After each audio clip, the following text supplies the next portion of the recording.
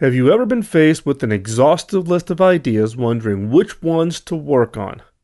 How do you know you're working on the best ideas? Not just a good idea, but the absolute best idea. I'll be right back. This is the Killer Innovations Podcast with Phil McKinney. Keep in mind that the information and opinions expressed in this podcast are Phil's, and Phil's alone, and they don't necessarily reflect those of his past, current, or future employers. Now, here's Phil McKinney. How do you cull through a list of ideas and find the best one? It's all about working on the best ideas, not just the good ideas, but how do you find the absolute top best ideas that are going to deliver the outcome you or your organization needs or is focused on? Now, a lot of organizations do this by gut. In some cases, an executive steps in and says, "Wow, I like that idea," and all of a sudden the rest of the organization is aligned behind that idea, all because of a senior executive stepping forward and saying, "That's an idea that I personally like." Now, if you put a little rigor, get the emotion out of it, get the hierarchy out of it, if you put a little rigor to it, you're going to be amazed by the results. When I'm evaluating innovations, when innovations are being presented to me or my team, we look at 5 key questions. Now, these 5 key questions determine the ranking, what we feel are the best ideas that are out there. Now, to be successful, an idea must be able to answer yes to the first 3 questions. If you can't answer yes to one of these first 3 questions, then the idea doesn't even make the first gate. What are the first 3 questions? The first one is, does this idea improve the customer's experience and or expectation? Does this idea improve the overall experience the customer has with your product or service? Now, many times people will try to come in and try to get off with the quick answer of saying, "Yeah, sure, it does." However, ask the follow-on questions. How does it improve? Ask the person to give you the details. How does this idea improve it? Have them walk through and animate what the customer experience is today, and then try to have them paint the picture for you for what that experience is going to be in the future. Can you measure that experience improvement? Is it 2 times better? Is it 5 times better? Is it just barely the same as everything else with just a little bit of improvement? And most importantly, will the customers value it? Is this something that's important to customers? Are they going to pay you a margin premium for improving this experience? Now, the second question is, does this idea improve the competitive landscape from where you sit today? Does it fundamentally change how you're positioned competitively in the market? Now, again, people will try to get off with saying, "Yeah, sure, it'll improve us. We'll be a better company. We'll have more customers. We'll have a better product." Not good enough. Ask the next set of questions. How does it reposition you in the marketplace? How are you positioned today? And how does this idea reposition you in the future? What would competitors do in a reaction to this change? They're not going to just sit there and be idle. What would be the reaction if you fundamentally change this competitive positioning? What would your competitors' reaction be? And last, does this fundamental change in the competitive landscape create a barrier to entry? Are you, for instance, repositioning yourself competitively to take advantage of some unique capability you have, such as channel, geography, or whatever, that would create a very high barrier for one of your competitors to come in? So again, how does it reposition you? How would competitors do in reaction? What would they do? Because they're not going to sit there and be idle just because you reposition the market. They're not going to go, "Woe is me," and go out of business. You're going to get a reaction. And last, does this create a sustainable barrier? Meaning, if you're just changing it and it's only going to last for 30 days, then is it worth that return? Versus, can you create a barrier to entry by repositioning yourself competitively such that you would have a sustained advantage over the marketplace? And the third question, does this idea fundamentally change the economic structure of the industry? If you can find that you can fundamentally change the economic structure, that creates huge value that you can reposition yourselves to capture. So some of the follow-on questions is, what is the current value chain? Who are the ecosystem players? Who are everybody that participates in the value between what your idea is and what the customer receives? Or in the case of, if you're part of a much broader value chain, who is everybody that's upstream from you? Who is everybody downstream to you, to the end user of your product? And what does that look like? And how does each player in that value chain get value? How do they get paid? And more importantly, what's the margin they get from the value they contribute? Then look at what would be the new value chain. So if you're going to restructure the economics of the industry, what's the new value chain? Who are the new players upstream? Who are the new players downstream? And how does that margin get redistributed? And then lastly, how easy or how hard is it going to be to get the ecosystem partners to fundamentally change the value chain? Now, if you're changing the value chain such that it just advantages you, it's going to be hard to get the other ecosystem players. But if you can restructure the value chain to either take players out completely, bring new players in, and show how they're going to get their own value out of this new value chain, then you're going to be able to get the ecosystem to come along with you. So how easy or how hard is it to restructure this value chain? So again, you must be able to answer yes to one of the following three questions. Does this idea fundamentally improve the customer's experience or expectations about your products or services? 2, does this idea fundamentally change your competitive positioning in the marketplace? And 3, does this idea fundamentally change the economics of the industry? Obviously to your advantage. Now, if you can't answer yes to one of those three questions around a fundamental idea, then why are you doing the idea? It's a total waste of time. Find out, dig into your ideas, and rank them based on those three ideas. Now, they must be able to answer yes to one of those three. And what now is, how do you execute on them? So, for each of those three ideas, any one of them that rank at least a yes, a good solid understanding that addresses one of those three areas, then you ask yourself the next two questions. Do you have a contribution to make? This is a good idea, but do you have a contribution to make? Now, you can get ideas that will take you way off into the weeds, way off areas that you have no expertise or background in. So is this aligned with the general space, general market that you're in today, or at least some adjacencies that you're in today? And is this aligned with the expertise and capabilities that you've got within your business? Do you have some knowledge of the market? Do you have some knowledge of that customer? Do you have the ability to reach that customer? So do you have a contribution to make? And then the second question is, will this idea generate sufficient margin? Now, the key question here is, how big is the market? And a unit of measure that's common to use in the industry, or at least in my industry, is the TAM, or the total addressable market. Now, a lot of people go out and they'll use analyst reports or use data that they can get from consultants, and they'll say the total market is 500 million consumers in the world. Now, the reality is you can't reach all those customers.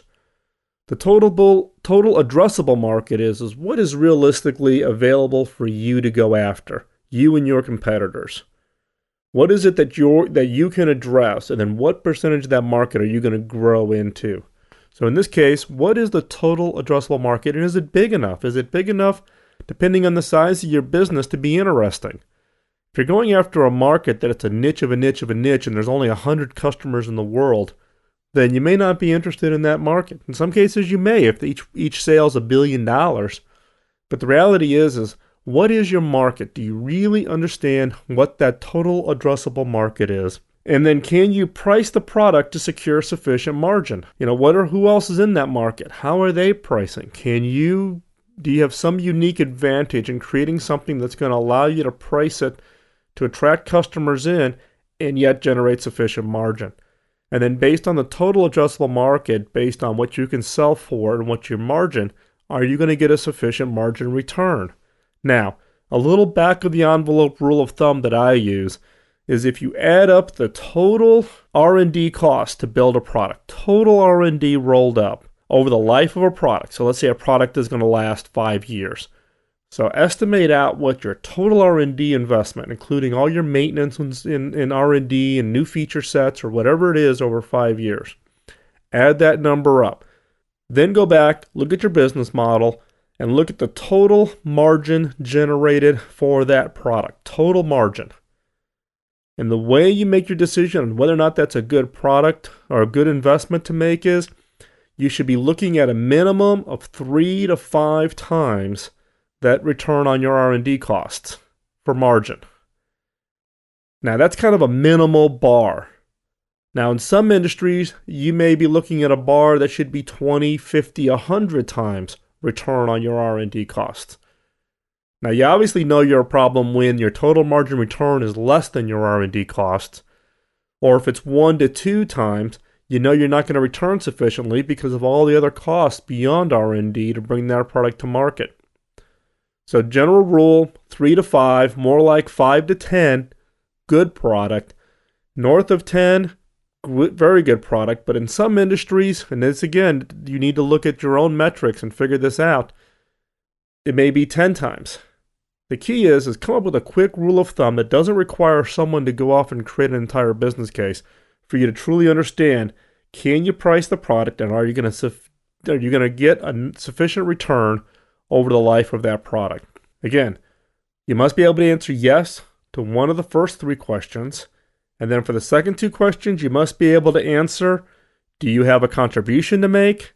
And will this idea generate sufficient margin? Now, for each of the ideas that you've just gone through those 5 questions on, so these are ideas that you've answered all 5 questions, which means you must have a yes in one of the first 3. Rank each question from a score of 0 to 5. 0 mean not a fit, we have no idea, it's insufficient margin, we don't have a contribution to make, to a 5 meaning, yes, this thing is going to fundamentally change the expectation, it's a new thing, it's better than sliced bread, or we're going to just blow the margin out, this thing is going to be the new product of the century. Now rank them. So take each one of the questions, rank each question 0 to 5, add the total. So what this tells you is that the top score that any single idea could have is 25 points. Now rank them. Now you're not done. This is only the first 5 questions. This only gets you to the point of what are the better ideas based on the merit of improving the customer's experience, changing the competitive landscape, changing the economics in the industry. You have a contribution to make and you're going to get sufficient margin. Next comes the challenge of how are you going to implement this idea. You can't do this all in a vacuum. This initial ranking is only going to get you the good ideas. Next is how are you going to implement it? How ready is your organization to take these best ideas and actually drive its implementation? So take your top ideas. It could be your top 10 ideas, your top 20 ideas. I wouldn't do your top 5. I'd probably stick with top 10 or top 20 ideas. And now you're going to ask a series of questions that really allows you to measure how ready is your organization to actually go off and execute and implement this. So the next set of questions are, 1, can we get our teams excited? Is this an idea that's going to get everybody all pumped up? Is there enough sizzle with the steak? There obviously has to be steak. There's got to be real return. But is there enough sizzle? Can you create a little bit of sizzle? Is this an idea that you could actually go off and create a little demo to show people what the future is going to look like? Could you create a model? Could you create a software demo? Could you create a little video that projects out what customers' experiences will be 3 to 5 years out? Now, this may sound a little hokey and it may sound like you're trying to spin it, but in my experience, senior executives are what I would call show and tell. It's very hard to give them just pure facts. You got to have the spreadsheets. You got to have all the background. You got to know your facts. But in this case, put your marketing hat on and create a little sizzle. Is this idea one that you're going to be able to create a little bit of sizzle and get people excited? Can you create a vision that people are just going to naturally fall behind and want to be a part of? Second question, Will senior management support it? Now, the key here is understanding the senior management and understanding how they make decisions. So questions you might need to be able to answer is the total investment aligned with the overall ability to fund? If your total market cap for your business or your total revenue for your business is $100 million, but to go off and execute this idea requires $3 billion in cash, guess what? The idea is not one that's going to get funded. So understand what the funding ability is. So don't go off and ask for a $20 million investment when typically for ideas that turn into products historically within the business, they're going to be looking for something that's in the $1 million range. So be realistic, understand how your managers make decisions, and fit within the envelope of their comfort. Now, this doesn't mean that you just naturally just give up on an idea, but what you may need to do is get a couple wins in. Pick some ideas that are still very good ideas that you can show you can execute on, and then gradually increase the budget amounts that they're comfortable with in investing. If you go in with an idea that's just an order of magnitude off their investment history, guess what the answer is going to be? No. Also, is this idea generally aligned with the direction and strategy of the business? Or are you going to ask senior managers to completely throw out everything they know and think and have built up over their careers or within the business and ask them to go in a fundamentally different direction? Now, this kind of ties back to the question about, do you have a contribution to make? It's not a bad idea to go into adjacencies, but don't go way off into adjacencies that are way out there. Many people talk about, thinking outside the box. The reality is what's the box? Is the box your current business, and can you go to just an adjacency? Or are you creating a box that's just so far out there that you're way beyond the headlights of your organization and your senior managers? Now, we can all get impatient. It's the best idea. This is the one we ought to go do. Let's not constrain ourselves. You got to deal with the reality of senior managers, people who've got deep experiences, and you got to want to get out there a little bit in front of them, but don't get beyond your headlights. So again, will senior managers support it? Think through the issues. The third question, do we have the skill and expertise to fulfill this? Can we actually go off and execute? So what skills are needed? Do you have an understanding of what kind of capabilities and expertise and skills you need? Secondly is, what skills are missing from the organization? What don't you have in your skill set? Do you have to go out and hire people? Do you go off and you do an acquisition to fill in your skill gap? Where's the skill gap? And then third is could you free up the critical skills to work on the project? Now, I've been in discussions where people come and say, we can go off and do X, and we've got these skills, and here are people who've got these skills, but guess what? Those people are critical skills on the current business, and getting them dislodged to go off and work on something new can be extremely hard, very, very difficult to do. So the key is not just that, you know the skill inside your organization, but can you free up that skill to come work on this particular program?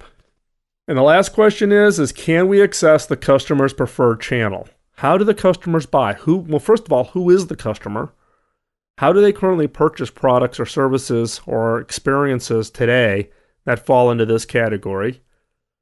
And what channel is that? What's the go-to-market? And then the next question is do you have a go-to-market mechanism? Sales organization, direct, retail, indirect? Do you have a go-to-market to this channel, or do you need to go create a new go-to-market approach? Now, if you have direct access to a channel, meaning it fits within a channel you've got, it's retail and you've got a retail channel, or it's an indirect and you've got an indirect channel, then you're scoring this a 5. If you have to go off and create a new channel, or you have no mechanism at all, meaning it's an entirely new category, there's nobody else that's even created a channel like that, then guess what? This is going to get ranked lower in the overall ranking mechanism. So again, the questions you're asking are, can we get our teams excited? Will senior management support it? Do we have the skills and expertise to fulfill this idea, to make this idea a reality? And can we access the customer's preferred channel? How are they going to buy this, and can we meet them in that preferred channel? Now, rank each of these questions on a score of 0 to 5. So remember, You've ranked against the initial 5 questions, top score 25. Now you re-rank them, the top 20 ideas that you've come up with. You're going to rank each of them against these 4 questions on a score of 0 to 5. Top score is 20. So that means if you've got an idea that's a 19, a 17, and a 15, and then everything else is in the 10s, those are your top ideas. Now, take the top 2 to 3 ideas and prepare idea pitches. Put some more meat behind them. Put a team around each one of those best ideas and have them start to put together an idea pitch. Now, an idea pitch is really simple. It follows the 10, 20, 30 rule. 10 slides, 20 minutes, nothing less than a 30-point font. It's just about pitching the idea. You want someone who's very enthusiastic, who can actually tell a story, who can get people excited. Put the idea pitches around, create a small team around each one, put a leader in there to help bring this together, to help craft the story, and then go out and try the idea pitches within your organization and see what the reaction is, and then adjust accordingly. Do that to a couple, 3, 4 different groups before you go pitch senior management. Then you get it refined. Then you can go before senior management and then be very clear on the ask. What are you asking for? Money, resources, time, and then what's the deliverable? What does management get in return? Products, services, revenue, margin. Very simple. Don't go more than a 10, 20, 30 rule because, as I always jokingly say, the higher you go up in the organization that you're going to pitch, the higher the managers are, the less oxygen there is, the less attention span there is. You need to be able to put together these pitches, make them very crisp, make them very clean, and get people excited fast. And remember, the whole idea behind ranking the idea is to get the list of good ideas down to a manageable number. Now keep in mind, you start off with an idea list that could be 100, 200 ideas. How do you get that idea list down? Go through the ranking exercise. The other benefit of this is you're applying some group intelligence to the ranking. Don't let one person do the ranking and that results in the best ideas. Bring a very diverse group, assuming that you've used good diversity. And diversity in my mind, I'm talking about people with different management layers within the organization, people with different backgrounds, where they come from school-wise, educational, maybe people that came from marketing background, an engineering background, sales background, services background, people with different age categories. So it's not everybody who's, an over 50 male, but you've got a good diversity of age and gender backgrounds. And you want to use this group intelligence because what you want to avoid the risk on is you're going through this ranking exercise that everybody in the room is just like everybody else in the room. And as a result, you end up with an idea that only meets the needs and requirements and the understanding of people in that same demographic. So again, one of the benefits of the ranking is to apply some group intelligence. Get a broad group, get the vote, and let the best ideas win. Also, I would suggest you do the voting privately, confidentially, rather than having the most senior executive in the room stand up and put his votes up or talk and give his votes, because then that will tend to sway everybody else. So I would have everybody do their votes individually, submit them, and then let the best ideas come out. And last, most importantly, I think about going through the ranking ideas is to get people excited and supportive of the best ideas. So this isn't a situation where some manager or some executive picked the idea. This is the best idea that came out of this group. And the result is that now this is an idea that the organization as a whole can get behind, execute, and win, and ultimately create that next killer innovation.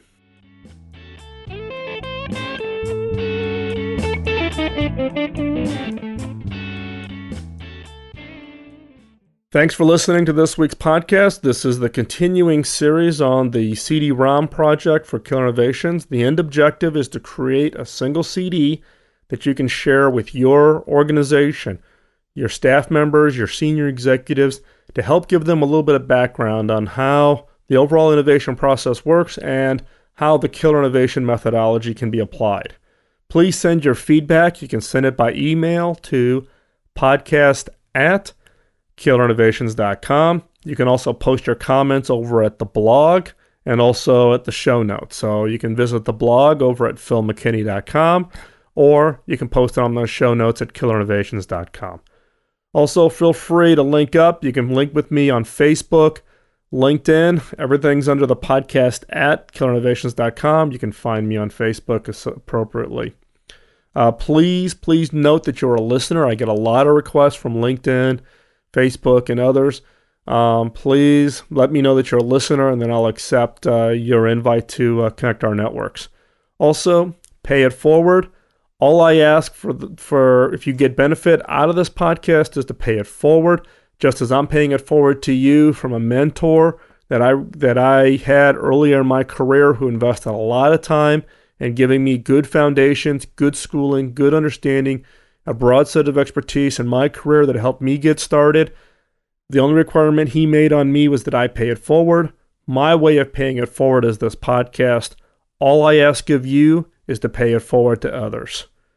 Don't forget to vote for your favorite podcast. It's the easiest way to say thanks for the producers of the great content that you enjoy. You can vote over at Dig, Podcast Alley, Podcast Pickle, or wherever you download and get your podcasts. Also, send your listener questions. When we wrap up the CD project, I'll be going back to the normal format of the podcast, and I'll be taking listener questions. So please go ahead and submit your listener questions at podcast@killerinnovations.com. Thanks for listening. I know it's a lot of time out of your busy schedule.